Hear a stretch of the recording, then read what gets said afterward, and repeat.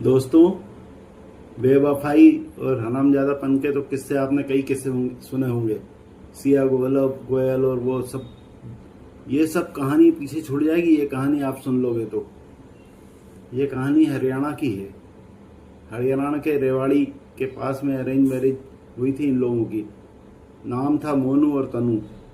लेकिन जो ये तनु नाम की लड़की थी, अपने ही गांव के सोनू से प्रेम करती थी और शादी के बाद भी इसका ये रिश्ता चलता रहा। शादी के बाद ये सिर्फ 10 दिन अपनी ससुराल में रही और फिर मायके रह गई।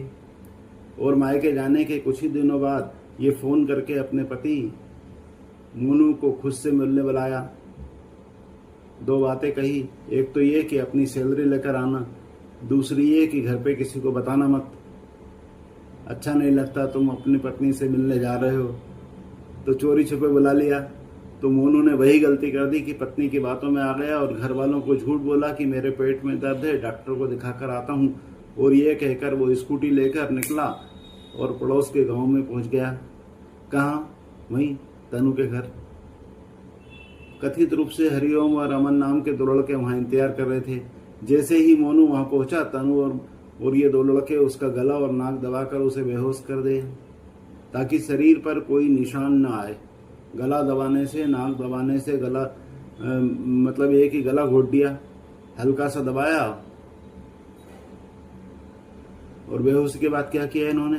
पास की नहर में फेंका है और उसकी स्कूटी को वहीं खड़ा कर दिया और साथ में इसके मोबाइल फोन का जितना डाटा था वो डिलीट कर दिया।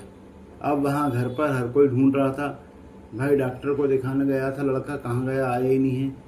वापस लड़का आएगा, इंतजार करते रहे, क्योंकि लड़का तो इस दुनिया से ही जा चुका था, तो कैसे आएगा वो। 2 दिन तक गांव वालों ने ढूंढा, जब नहीं मिला तो पुलिस में रिपोर्ट करने पहुंच गए। उसके 1-2 दिन बाद इसकी लाश मिली नहर से। पुलिस बरामद कर दी लाश को और कुछ मिला ही नहीं उसके बाद से। ना गले में दबाने के निशान थे, ना कुछ ऐसा चोट थी, ना कुछ था। तो यही कहा गया कि भाई नहर में डूब के मर गया।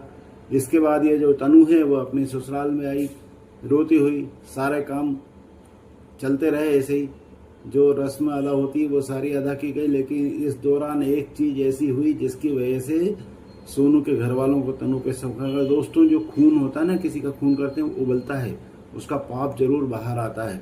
और वो ही हुआ।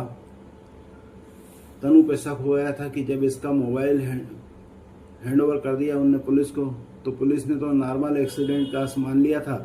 मोबाइल जब सामने आया तो मोबाइल में कोई डाटा रिकॉर्ड था नहीं।